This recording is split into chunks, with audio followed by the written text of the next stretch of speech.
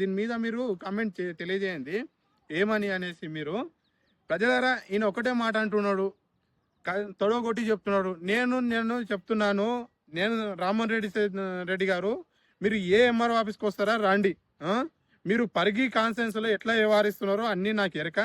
మీకు దమ్ముంటే రండి. మీకు దమ్ముంటే ఈ ఈ ఎలక్షన్ అయిపోయేలోపు ఈ దొంగోట్లను తీసేపి మీకు కరెక్ట్, మీరు ఎమ్మెల్యే గారు కరెక్ట్, మీరు శాసనసభ్యుడు అయితే మీరు చేయండి. ఎందుకంటే మీరు దొంగోట్లు వేసుకొని వాళ్ళ మీద వీళ్ళ మీద మాట్లాడొద్దు.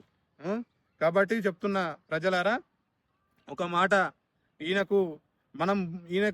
అహంకారానికి బుద్ధి చెప్పాలంటే పరిగి పట్టణంలో నెక్స్ట్ ఈయన గెలిపించకుండా నిలబెడితేనే మనము బుద్ధి చెప్తాము. ఈయనది ఎక్కడ పోయినా అని ఏమన్నా గట్టిగా మాట్లాడితే కేసులు పెట్టడం ఒకటి వస్తుంది.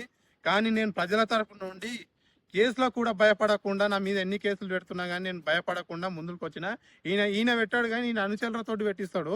ఆల్రెడీ చాలా దోలతో ఇదే అవుతున్నది పరిగి పట్టణంలో. కానీ నేను ఏది భయపడకుండా నేను పబ్లిక్లో నిలబడి వస్తున్నాను. కాబట్టి ప్రజలారా, మీరు నాకు సపోర్ట్ చేయాలనేసి కోరుతున్నాను. హాయ్ మిత్రులారా, అందరికి నమస్కారం.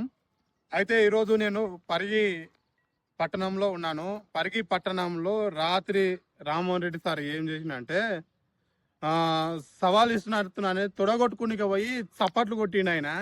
అది కాదు, ఆయన ఒక సవాల్ విసిరిండు. ఏమని విసిరిండు అంటే, గతంలో బీఆర్ఎస్ పార్టీ వాళ్ళు దొంగ ఓట్లు వేసుకొని గెలిచిర్రు, అంతిమంగా నేనే గెలిచినట్టు అప్పుడు కూడా అని చెప్పారు.